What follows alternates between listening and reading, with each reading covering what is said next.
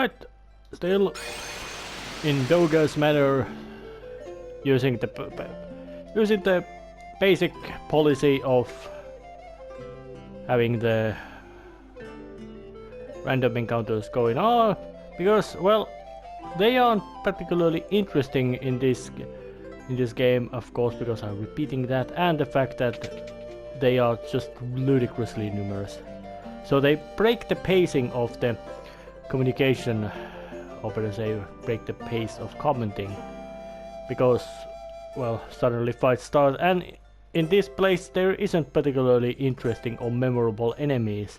Although the fact that you would have to do some running around in this place to get the full bestiary, which I have gained, and it was exactly in this place which forced me to actually do the replaying of this game, which is now what you are seeing. But this is interesting location because, well, once I now get inside, have a chat with these two lovely characters. Yeah, oops.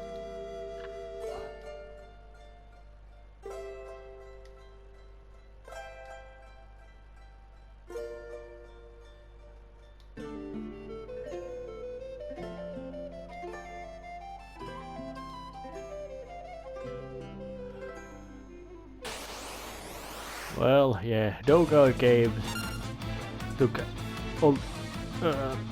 took the initiative and attacked first. So it is a matter of attacking him, fighting him then.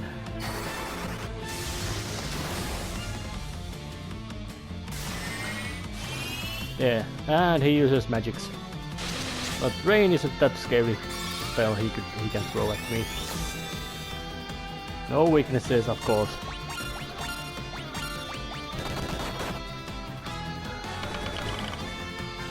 So yeah. Oh damn, I did a big mistake attacking with my mages, physically attacking with mages. Oops, and a flare, but luckily it hits the not. You could say not the critically important target of my black mage.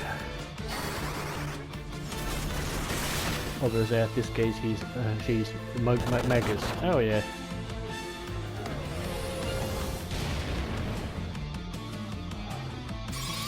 Even less important target attacking Vanille.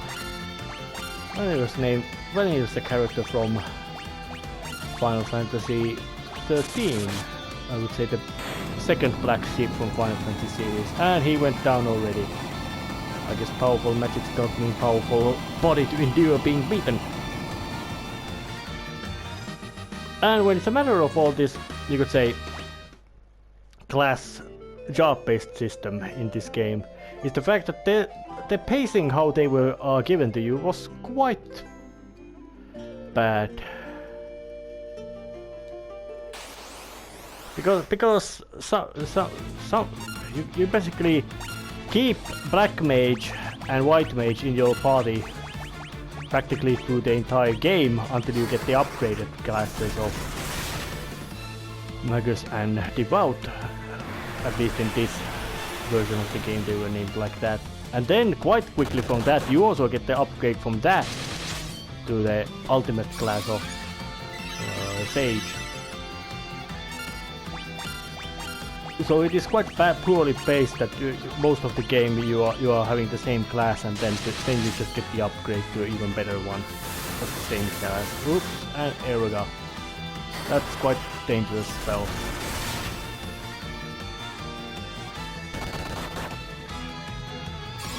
But Monk Oren is giving quite good amount of beatdown just with his bare hands. Yeah, that's a monk class in this game. Very capable of doing quite heavy amount of damage without weapons either. And Une also goes down. Oh, Un.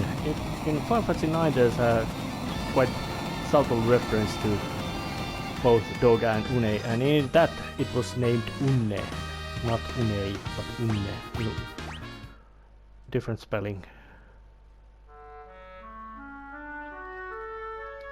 they're beaten.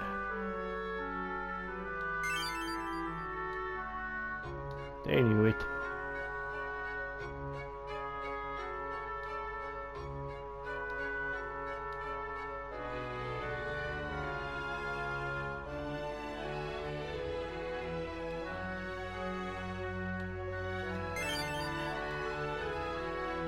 Seeing that those two were about 1,000 years old. I don't know were they explicitly immortal, but they were very old. So I don't think they were particularly upset about being killed, dying. No, but let's just use the teleport spell to get out of this place, because there's no need to return to here.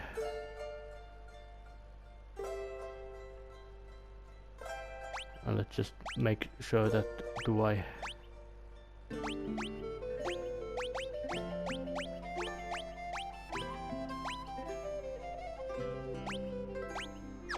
Oh, I didn't get all the chests, but well, that's kind of a shame. But there's another location for me to get into, which is actually at the floating continent. So I'll be going there. Now, at the floating continent, there was this tiny little island or water pool, or whatever you want to call it, which just tauntingly had this little shadowy thing floating around it. So it's time to actually go and investigate what it is, because, well, it's something extra and bonus thing. Well, these are just basic regular enemies which get swiped with one hit and do 1 point of damage with their attack, so they couldn't do anything. But they did leave a goddamn poison effect. So it's time to let it ambush me, because now I'm at Lake Door Dungeon, which has lots of treasures, quite dangerous enemies as well. So this place really was something that, nope, this is end game place, not the early game place.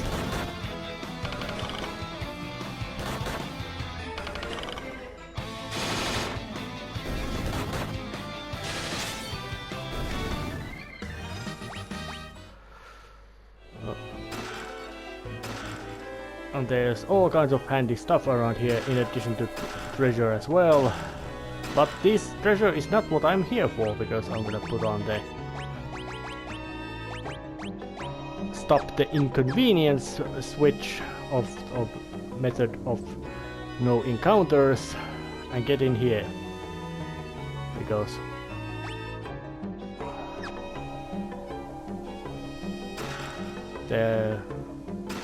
I am quite certain that this is the first time, however you wanna say it, how you wanna make the tense goes.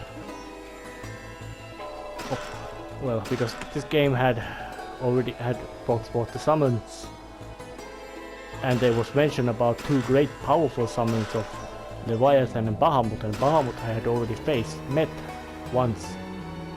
So, and Leviathan is a sea creature, so this is actually Leviathan's lair.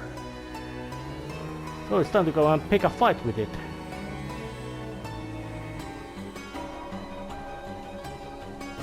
And that was also quite typical it would be in later Final Fantasies, that at least some summons would be that kind of things that you would have to defeat them before you could actually make use of them. So let's just use the Libra. Physical attacks, thunder magic.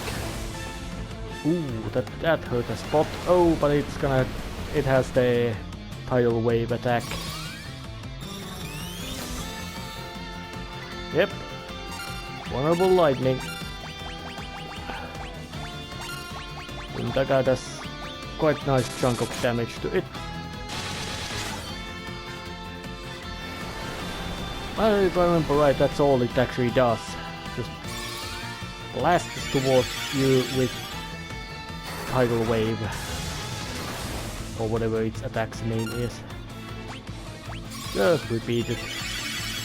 Heal and attack.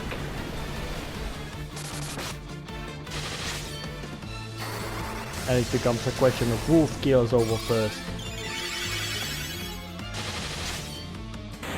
And it was Leviathan who killed over first.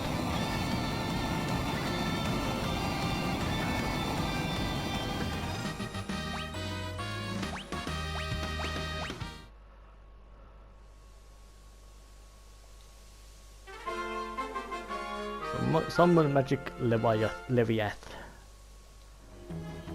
Well, that was one little thread that was dangling. Time to go and do another, the second thread still dangling in here, and go and finish that one off.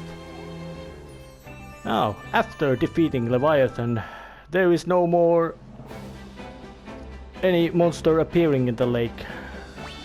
So that was also one of those one visit dungeons, but luckily it would have been something very simple to get through because it didn't have any extra rooms or anything, so it would have been quite easy to get through. But Leviathan is mine, and there's only one more summon left. The king of them all. Bahamut, not necessarily the most powerful summon you will get in the game, but definitely if the game has story, it would be one of those most powerful, easily found ones, or some sort of important for the plot summon. I remember that in Final Fantasy X, Bahamut is the he's basically the final summon you get at the plot of that game, and he would be really ludicrously powerful when compared to the others, but he would not be the most powerful summon in that game. But still, Bahamut's lair is a bit different because this is not a monster you have to get attacked to actually get here. This is just a small set of caves and dungeons with lots of treasure chests containing mostly useful combat items, and nothing you could say really impressive and remarkable in that kind of sense.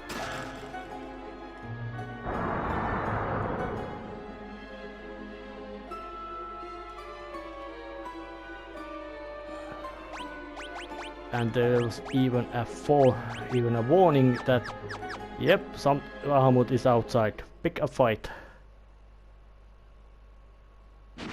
Hey, hello Bahamut, long time no see, many episodes.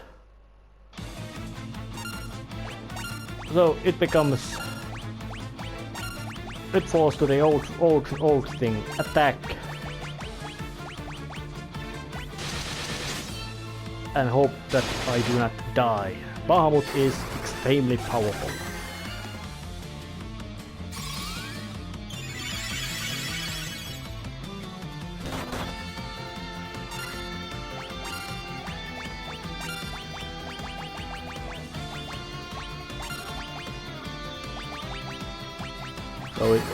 So there is.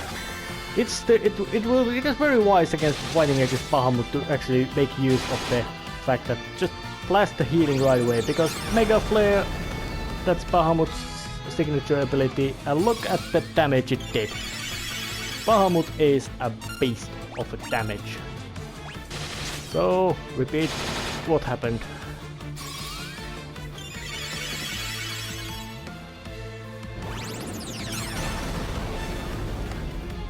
Well, once again, with all the bosses, this is a battle of attrition. Very visibly so.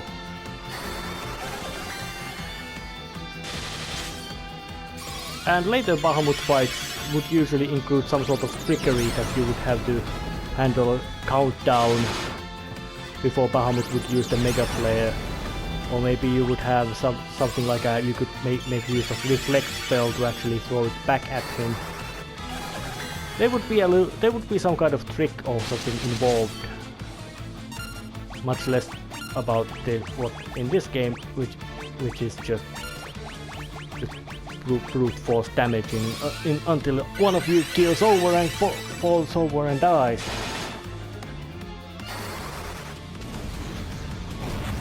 I wonder did the level 3 damage do anything? Oh yes it does. Bahamut goes down as well. And with it I have all the summons as well. Odin, Leviathan and Bahamut you must defeat in battle, others can be bought from store.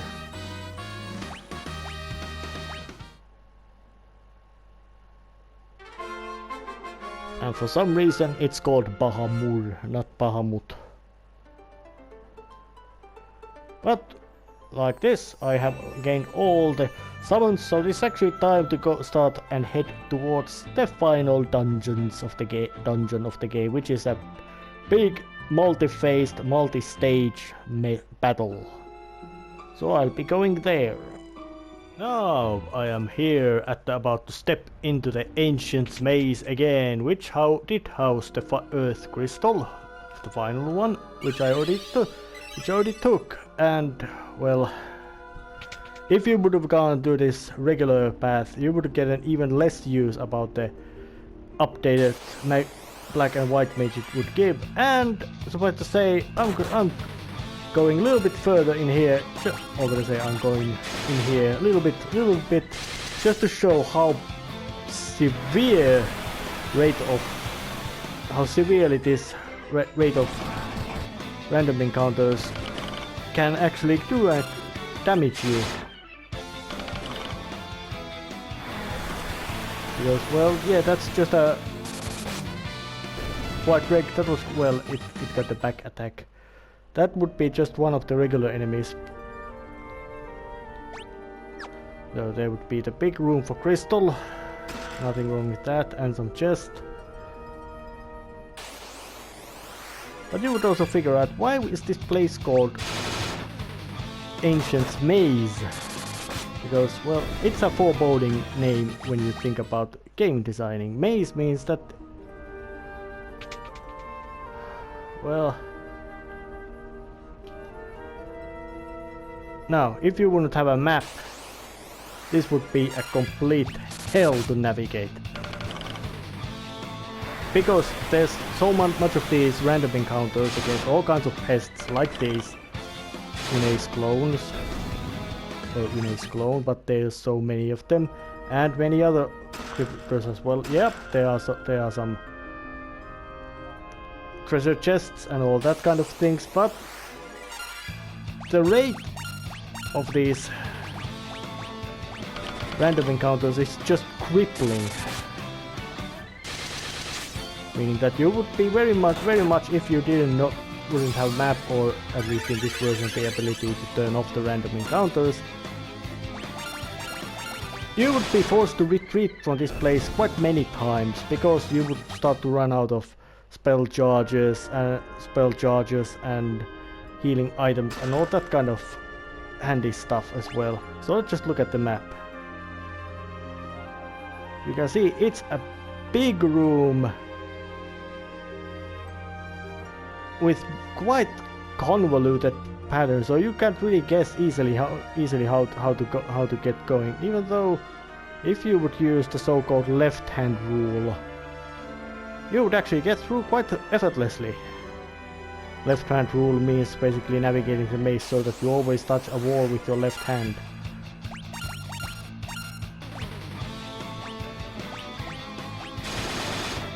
I think this was, and following that rule, you would actually get through this place quite well. But the amount of random encounters I've shown should tell exactly how unpleasant place this is. And I am you could say, quite over leveled to this place as much as game design goes, seeing how easily I'm wiping out these enemies. So it should really tell that how merciless this game's difficulty originally was. Not because of any fanciness, but just sheer brute force, that there's lots of enemies and you have to fight all of them constantly. So it will be time to turn off the random encounters again. Yeah, I do understand why they included that. At least they could have do something like that, give you an item or a specific job which wouldn't have, or something like a, do you want to have a random encounter now, this random or not? Something like that, not just a basic option that turn on the randoms and that's it.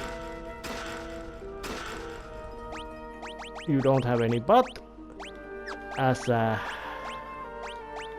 little change, you could say that this place also has really good equipment. Not the best equipment exactly, that would be in the last level of the Crystal Tower or Circus Tower, however you want to name it, because that place is not a circus at all, because there are no acrobats or anybody else of that kind of skilled physical professions going along, just unpleasantness around, all around. But I now got through the place, but there's some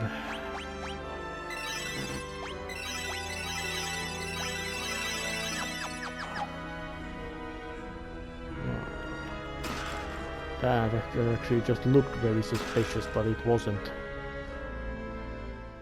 But walk through the Ancient's Maze, which is basically just a big wall meant to weaken you.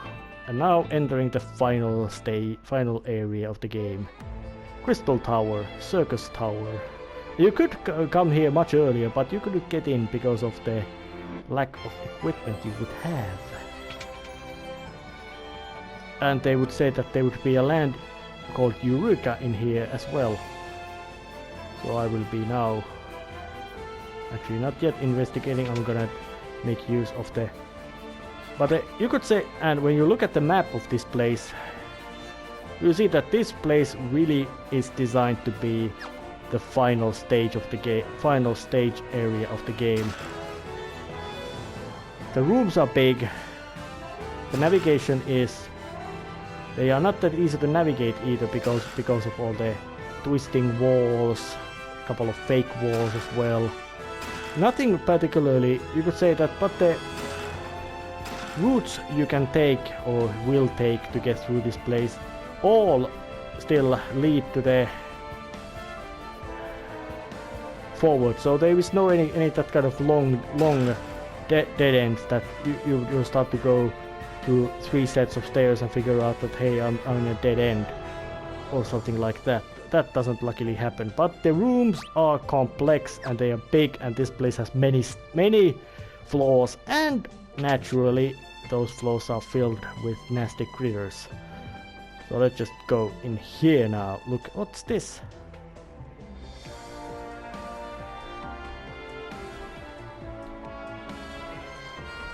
Oh, and the invisible wall. So let's just open the door. Yeah. The guy said that this place would need a key to open, so let's just get in there. The first, you could say, the bonus dungeon of the... in this, actually, well, in this game there has already been many, but this is the first really purpose-built and mentioned bonus dungeon. Just for the fact that here lies really big, here lie the ultimate weapons. Here, and of course, because here lie all the ultimate weapons, means here lie also some really powerful nasty bosses.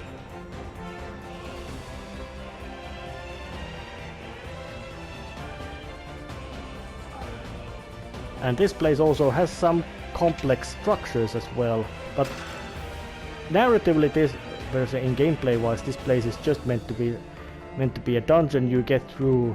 You can kill enemies in here like these. Ninja.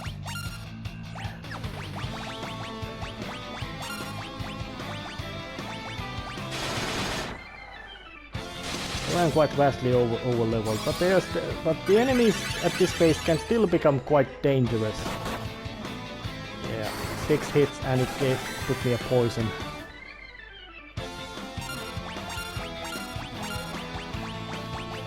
Status effects in this game are still not that particularly dangerous.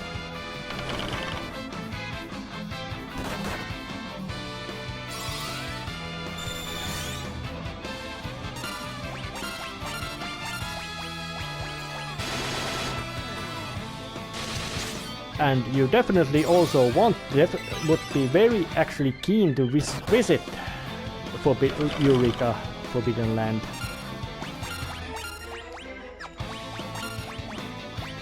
Because of what this place actually has. What it carries, what it brings.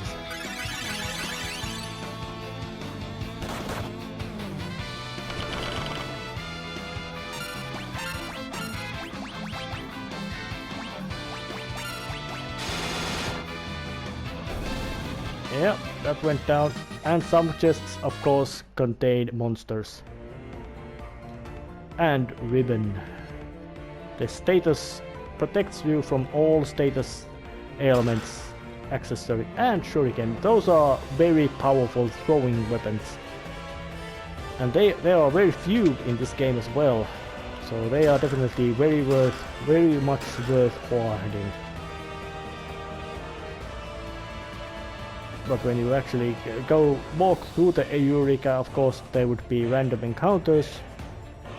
Plentiful, lots of them by enemies, very dangerous at you. So this would be one more of these trench war locations that you just have to struggle and fight to get through them as much as you want. And the music is also quite nicely triumphant. And that looks very suspicious, that orb.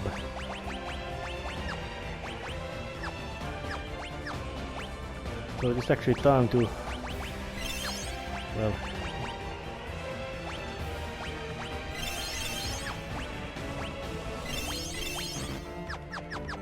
investigate it as a finisher for this level. Moonblade Falls in Darkness. Yeah, and these powerful weapons of Eureka have also been also guarded by magics. So I face Amon. He seems to have very familiar looking fighting style, which was very long time ago at the floating continent.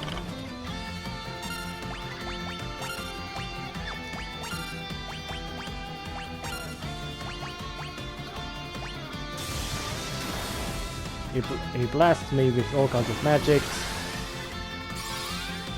Oh yeah. And he seems to be very resistant to physical attacks as well, so I could not just make use of the massive amount of hurtiness of the physical attacks he's really doing. Oh, it's got a barrier shift and changes weaknesses.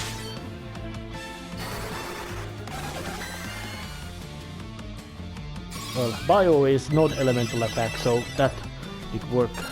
But let's attack, keep defending, and use Libra to check its weakness. Yeah, it ain't ice or nor fire. It may be, but it's not guaranteed. Oh, it was ice.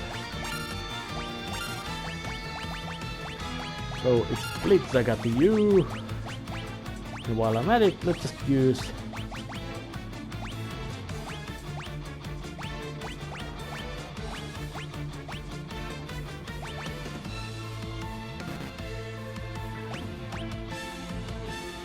oh damn, forgot. White mages can't use summon magics. Even though I have made her competent with them because of the ultimate class.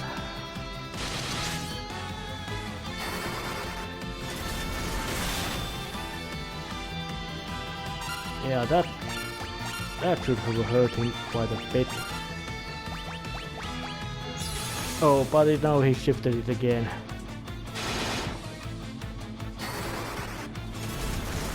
Come on, don't. Oh, damn it. Yeah, if you don't hit him with a weakness, he's gonna... He'll be not taking damage from that.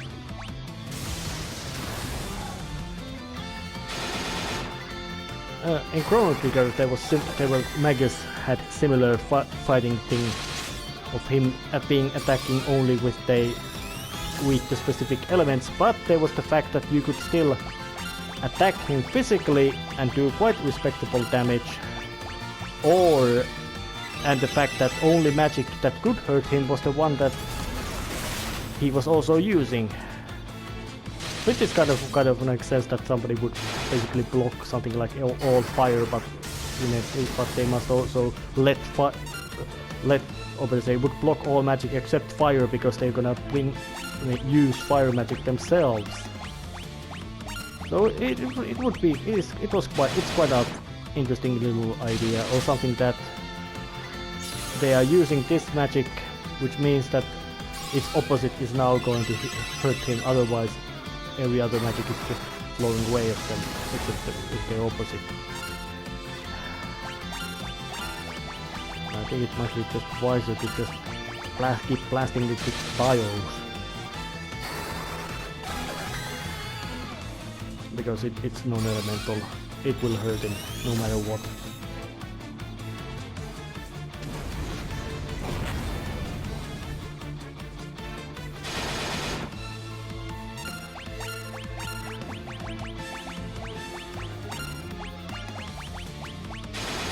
I wonder, does it do again barrier shift? No. And it's also the fact that it's quite unpredictable. Is he using the barrier shift spell earlier or before? But that would be the first weapon of you stashed in Eureka in my possession. Moonwing Blade.